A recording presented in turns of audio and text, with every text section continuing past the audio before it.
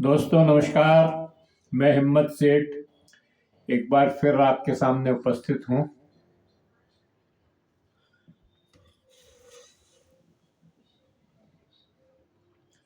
नए वीडियो और नई चर्चा के लिए।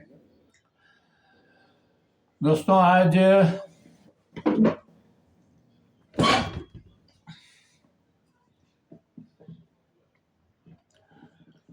हम बात करेंगे बिहार के और देश में जो एक तोड़फोड़ की राजनीति चल रही है और बहुत दिनों से चल रही है, वो आज नहीं शुरू हुई है, बल्कि वर्षों से, जब से खास तौर से जब से बीजेपी सत्ता में आई है तब से ये तोड़फोड़ की राजनीति चालू है।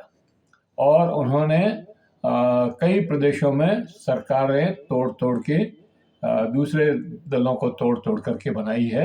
मध्य प्रदेश, कर्नाटक, महाराष्ट्र, मणिपुर, ऐसे कई उदाहरण हैं जहाँ पर इन्होंने बहुत ही भोंदे तरीके से राजनीति की है। और सारे नॉर्म्स जो राजनीति के थे, कोई एक जमाना था जब ये लोग दल बदल कानून लाने की बात करते थे और दल बदल कानून लाए भी और बनाए भी, लेकिन अब जो है उस दल बदल कानून की धज्जियां उड़ाते हुए नजर आ रहे हैं। और आपको तो मालूम ही होगा कि पिछली बार महाराष्ट्र में जिस तरह से इन्होंने सरकार बदली, जिस तरह से शिवसेना और एनसीपी पार्टियों को तोड़ा और उसके बाद और जिस तरह से उनको शपथ दिलाई, उसके बाद केस कोर्ट में गया और सुप्रीम कोर्ट तक गया।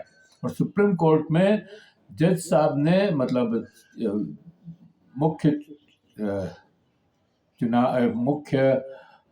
सुप्रीम कोर्ट के मुख्य न्यायाधीश चंद्रचूड़ साहब ने उसको सुना।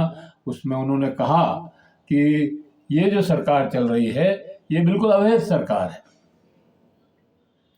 लेकिन और राज्यपाल के एक्ट पर, राज्यपाल के कृत्य पर भी उन्होंने बड़ी टिप्पणी की और उसमें उनको भगत सिंह कोश्यारी को इस्तीफा देना पड़ा और वो छोड़ करके गए।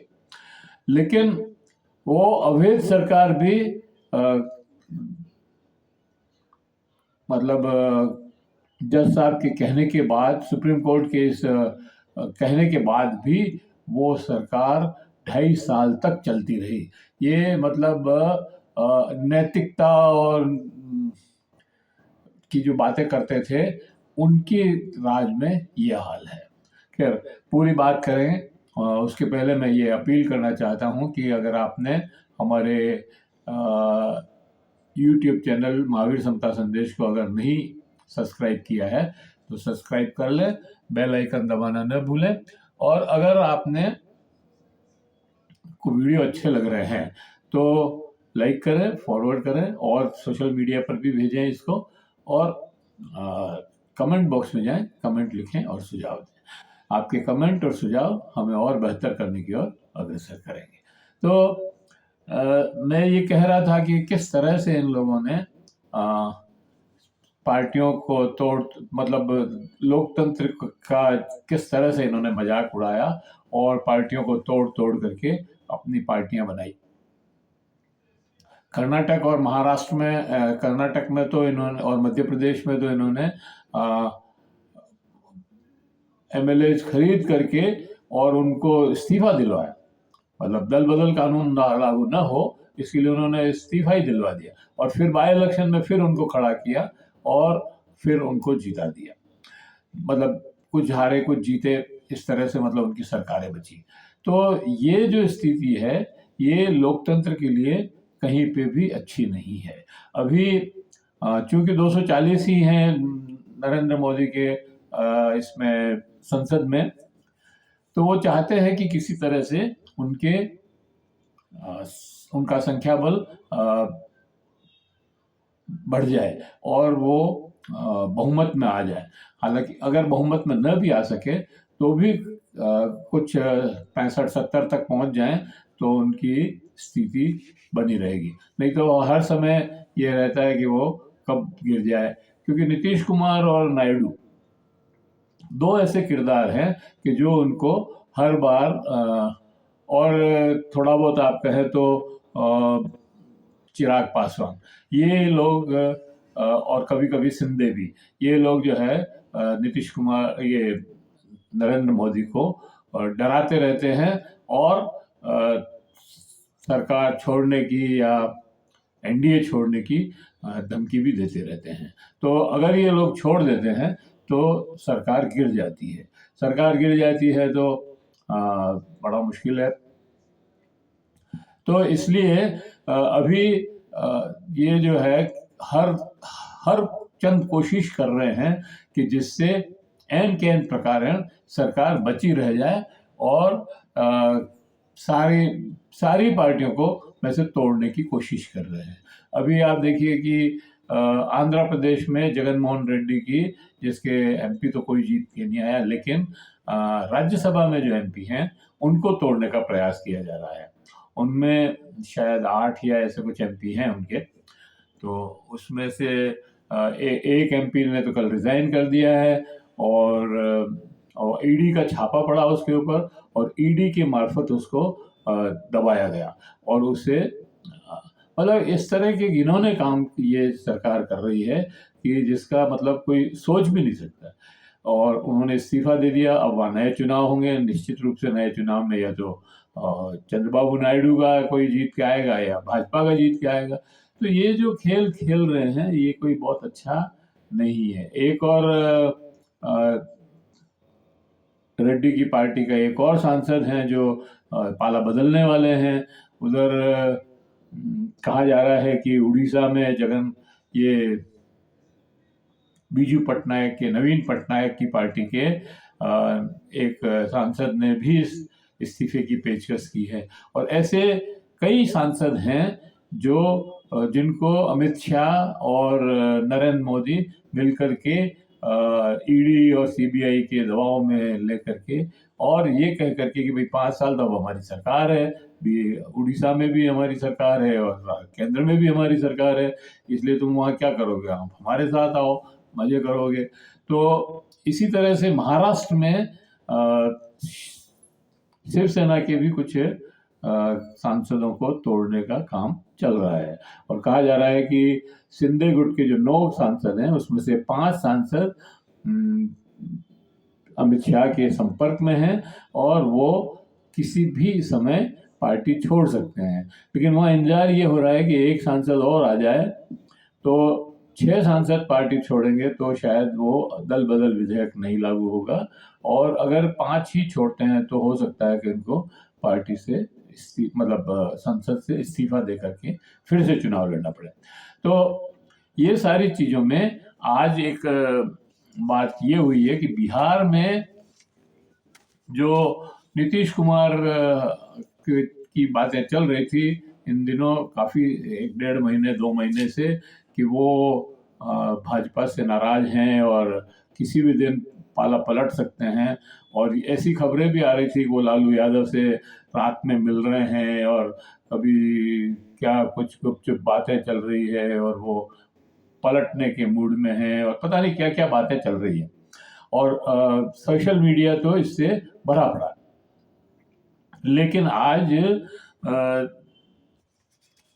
उनकी पार्टी जो जनता दल यूनाइटेड है उसके नेता अली अनवर अंसारी जो पूर्व सांसद हैं, शायद 2 टर्म या 3 टर्म के सांसद हैं, राज्यसभा में थे वो 6 से 17 तक शायद रहे वो।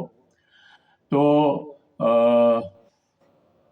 उन्होंने आज जनता दल यू छोड़ करके कांग्रेस ज्वाइन कर ली और मेरे को लगता है, मतलब मेरी बात तो कभी मैं हुई नहीं उनसे, लेकिन मुझे ये लगता है कि उन्होंने ये जो वक्फ बोर्ड पर जो नीतीश कुमार ने ढुलमुल रवैया अपनाया और जिस तरह से वक्फ बोर्ड जेपीसी के अंदर सारे चीज़ों को नकार दी करके और उसको पास कर दिया और अब वो संसद में जाएगा तो वहाँ वहाँ पे भी पास होने की संभावनाएं हैं। तो उसको झटका देने के लिए अली अनवर अंसारी जी ने, जो बड़े चिंतक हैं, लेखक भी हैं और जनता दल के समाजवादी धड़े से आते हैं, तो उन्होंने आज इस्तीफा दे करके कांग्रेस ज्वाइन कर ली। इसी तरह से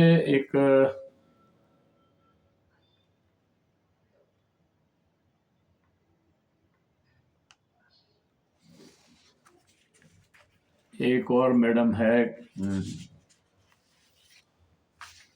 भाजपा की प्रवक्ता है वो, थी मतलब है क्या, हाँ, बीजेपी की पूर्व प्रवक्ता निगत अब्बास आज कांग्रेस में शामिल हो गई। उन्होंने भी यही बात, मेरे को लगता है कि उनको भी ये जो वक्फ बोर्ड का जो फैसला है वो शायद मंजूर नहीं है। उन्होंने ये कहा कि भाई ये जो सबका साथ सबका विश्वास जो इन्होंने नारा दिया है वो खोखला है, और वो ऐसे नारे देने से विश्वास नहीं जीता जा सकता। आपको व्यवहार और काम से विश्वास जीतना पड़ेगा, और भाजपा का जो काम और व्यवहार रहा है वो बिल्कुल विश्वास जीतने के काबिल नहीं है। उन्होंने हमेशा बहुसंख्यक राजनीति की, बहुसंख्यकों के लिए राजनीति की है, और जो अल्पसंख्यक वर्ग है उसको नकारा है। तो ऐसे में कैसे विश्वास जीता जा सकता है? मैंने मतलब काफी समय तक भाजपा की प्रवक्ता भी रही मैं, लेकिन अब मुझे उनकी राजनीति मंजूर नहीं है, इसलिए मैं कांग्रेस में शामिल हो रही हूँ। तो ये भी उन्होंने ये बात कही।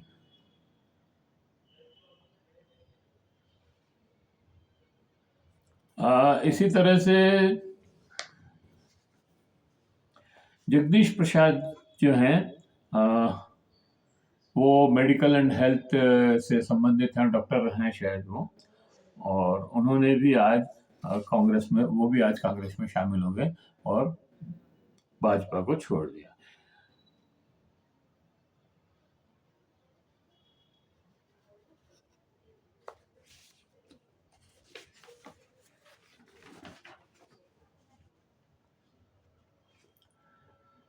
इसके पहले आप देखिए कि ये जो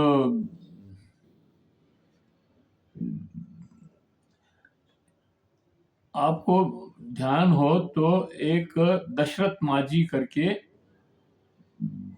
एक व्यक्ति थे, जिन्होंने अपनी अपनी पत्नी का इलाज के लिए ले जा नहीं पाए, उनको कोई साधन नहीं मिला क्योंकि सड़क नहीं थी, तो कंधे पर डाल करके उनको ले गए अस्पताल, और जब तक वो ले गए, पैदल जा लेके गए, तब तक उनकी पत्नी की मृत्यु हो गई थी। अस्पताल में जाते ही डॉक्टर ने उनको मृत घोषित कर दिया।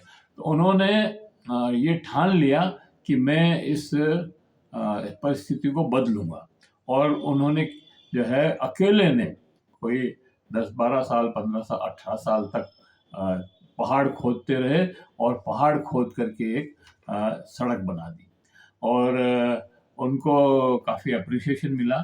शायद पद्मश्री तो उन्होंने उनको नहीं दिया, लेकिन उनका एक स्मारक वहाँ बनाया, और उनके गांव के वहाँ पर पास में सड़क जहाँ है वहीं पे उनका स्मारक भी बना हुआ है। ये गया जिले में है। गया से नालंदा और पावापुरी जाते हैं, उसके रास्ते में आता है। हम लोग जब पावापुरी गए थे तो गया से बस में हम लोग जब गए तो इस गांव में ही हमने ब्रेकफास्ट किया था, और वहां पर ये जीतन राम मांझी के सॉरी दशरथ मांझी के पुत्र भगीरथ मांझी वहीं बैठे हुए मिले थे, और हमने उनसे बातचीत भी की, उनका इंटरव्यू भी किया। लेकिन तब मेरे को ऐसा लग नहीं रहा था कि ये राजनीति में आएंगे, लेकिन उसके थोड़े दिन बाद ही वो जेडीयू में शामिल हो गए थे, और आज उन्होंने जेडीयू छोड़ करके कांग्रेस में शामिल हो गए। कांग्रेस में अभी राहुल गांधी जब बिहार पटना गए और वहाँ पर जो संविधान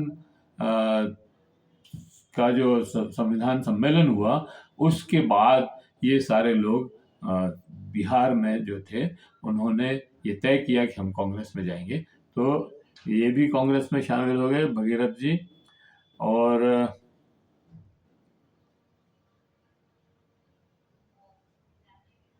मनोज प्रजापत प्रजापत समाज के अध्यक्ष हैं वहाँ पे, और उन्होंने भी आज कांग्रेस ज्वाइन कर लिया।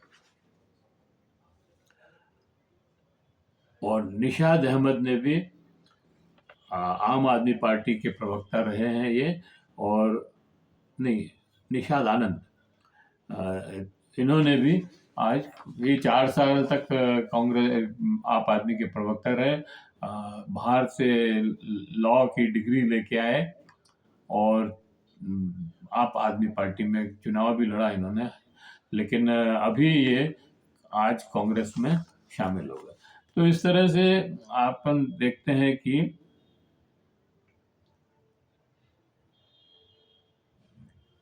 काफी लोग जो है, अब वो निगत अब्बास जो भाजपा की प्रवक्ता थी और कांग्रेस में शामिल हुई है, और उन्होंने कहा कि ये एक तरफ तो कहते हैं कि सबका साथ सबका विश्वास, और दूसरी तरफ जो है लोगों को डराने के लिए कहते हैं बटेंगे तो कटेंगे, जैसे नारे से लोगों को डरा कर रखते हैं। भाजपा के साथ रहने का, भाजपा का साथ छोड़ के कांग्रेस के साथ रहने का वो किया। तो ये कुल मिलाकर के आज की रिपोर्ट्स हैं। और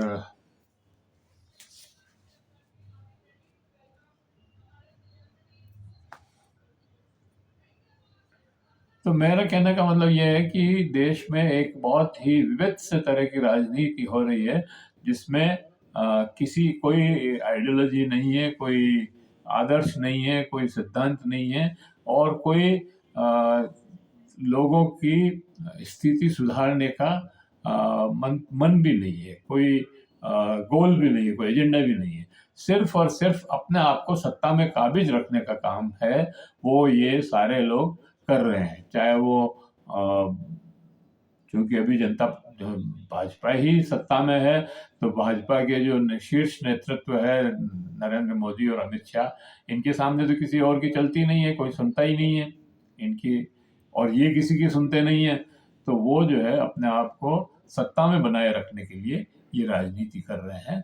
इसके परिणाम अच्छे नहीं होंगे, और आप देख रहे हैं कि विदेश नीति का कबाड़ा हो गया है। वित्त, हमारी आर्थिक स्थिति बिगड़, भली से हम ये कहें कि हम ट्रिगर बड़ी तीसरी आर्थिक व्यवस्था है, और 5 ट्रिलियन डॉलर की इकोनॉमी बनने जा रहे हैं, जो भी आप कहते रहे, लेकिन वास्तविकता ये है कि मध्यम वर्ग के पास काम नहीं है, पैसा भी नहीं है उनके पास, और जो पैसा है वो खर्च नहीं करना चाहते, मतलब कहीं पे भी निवेश करने से डर रहे हैं। बड़े उद्योगपति जितने हैं वो भी निवेश नहीं कर रहे हैं, और लाखों लोग अपने देश को छोड़ करके दूसरे देशों में जा रहे हैं, और वहाँ पर शरण लेकर के वहाँ एस्टेब्लिश हो रहे हैं, वहाँ की नागरिकता ले रहे हैं, और वहीं पे निवेश भी कर रहे हैं। तो ये जो स्थितियां हैं, इसको समझना चाहिए और देखना चाहिए कि अभी ट्रम्प साहब ने और स्थिति बिगाड़ दी है। 1 लाख लोगों को तो एकदम सीधे ही भेजने की बात कही है, और इलीगल डंकी रूट से जो लोग गए हैं वहाँ, उसमें सबसे ज़्यादा तो गुजराती हैं। अब वो सब वापस इंडिया में आएंगे तो इंडिया की हालत क्या होगी, और ज़्यादा ख़राब स्थितियाँ हो जाएगी। तो ये सब है। इसी नोट के साथ मैं आज की इस वीडियो को समाप्त करता हूँ, और आशा करता हूँ कि आपको ये वीडियो पसंद आया होगा। अगर पसंद आया हो तो लाइक करें, फॉरवर्ड करें, और कमेंट बॉक्स में जाएं, कमेंट लिखें, सुझाव दें। आपके कमेंट और सुझाव हमें और बेहतर करने के लिए अग्रसर करेंगे। अगर आपने अभी तक हमारे चैनल महावीर समता संदेश यूट्यूब चैनल को सब्सक्राइब न किया है तो सब्सक्राइब कर लें, बेल आइकन दबाना न भूलें और अपने मित्रों, दोस्तों और दूसरे सोशल मीडिया पर भी डालें इसको और कहें कि हमारे चैनल को सब्सक्राइब करें। जय हिंद, जय भारत। फिर मिलेंगे और किसी वीडियो के साथ।